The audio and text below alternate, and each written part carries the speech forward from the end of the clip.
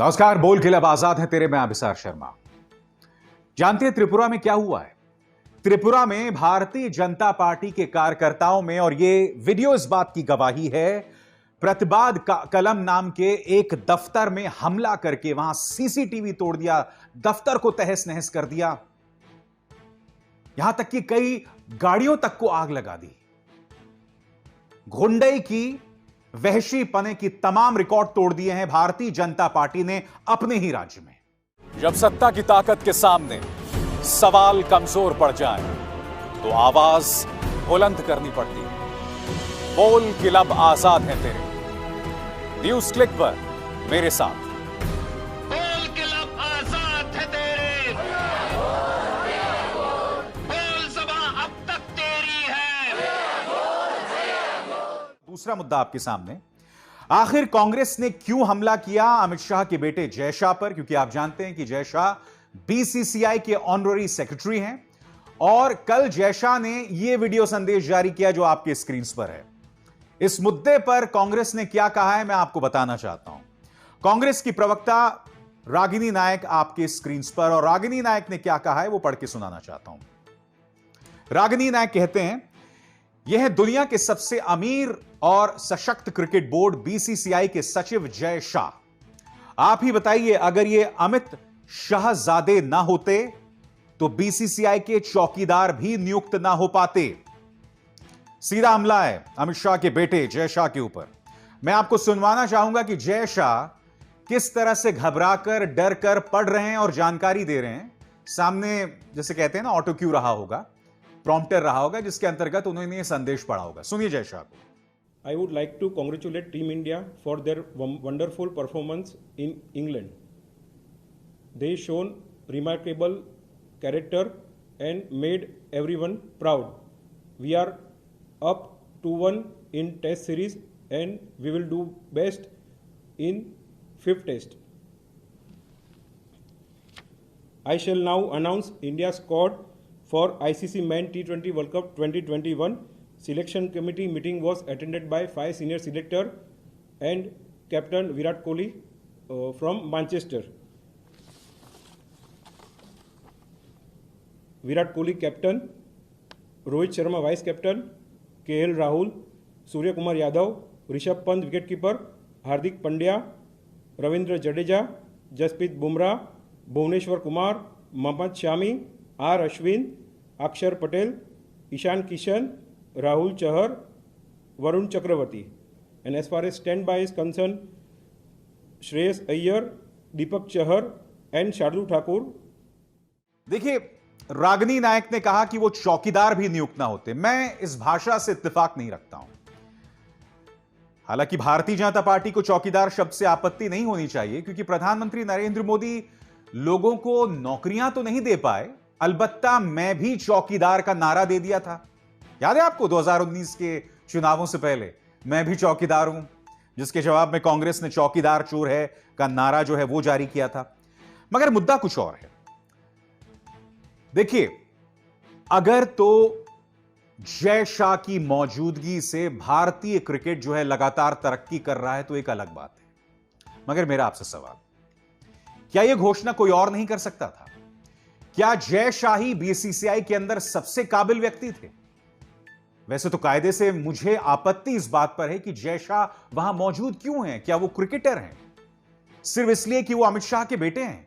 और मैं एक बात स्पष्ट कर दूं, अगर आने वाले दिनों में वो अमित शाह की राजनीतिक विरासत संभालते हैं तो उसको लेकर मुझे कोई बहुत ज्यादा आपत्ति नहीं होगी, क्योंकि भारत में एक लंबा चौड़ा खेल चला आ रहा है वंशवाद का। मगर मुद्दा यहां पर यह है कि बीसीसीआई में जय शाह सिर्फ इसलिए सचिव हैं क्योंकि अमित शाह उनके पिता हैं। अगर अमित शाह उनके पिता ना होते, जो कि देश के गृह मंत्री हैं, फॉर्मर बीजेपी प्रेसिडेंट हैं, सांसद हैं गुजरात से, तो जाहिर सी बात है बीसीसीआई में उनके प्रवेश का सवाल ही नहीं होता। इसके बाद भाजपा के पास कोई अधिकार नहीं रह जाता कि वो वंशवाद के मुद्दे पर हमला करे कांग्रेस पर या किसी और पार्टी पर, क्योंकि जय शाह यहां अमित शाह की राजनीतिक विरासत नहीं संभाल रहे हैं, वो एक ऐसी संस्था में घुस गए हैं जो इस देश की सबसे धनी संस्था है, और इस संस्था में घुसकर वो जो काम कर रहे हैं उसको लेकर कोई पारदर्शिता नहीं, कोई नहीं जानता कि उनके काम से भारतीय जो क्रिकेट है वो लगातार तरक्की कर रहा है या नहीं कर रहा है, उनका ऐसा क्या योगदान है। इसलिए मुझे लगता है कि कहीं ना कहीं बीजेपी के पास वंशवाद के मुद्दे पर अब कोई मॉरल राइट, कोई नैतिक अधिकार नहीं रह जाता है।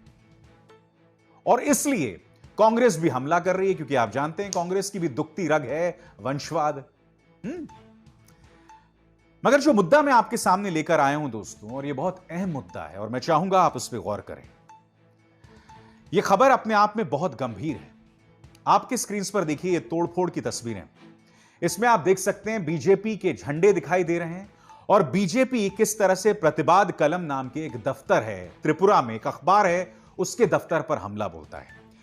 यह तस्वीरें मैं आपको लगातार दिखा रहा हूं। बताया जा रहा है कि एक बीजेपी रैली है जिसमें बीजेपी नेता टिंकू रॉय, पापिया दत्ता और राजीव भट्टाचार्य जी पैराडाइज चौमहानी से आए और उन्होंने प्रतिबाद कलम नाम के अखबार के दफ्तर को पूरी तरह से तहस नहस कर दिया।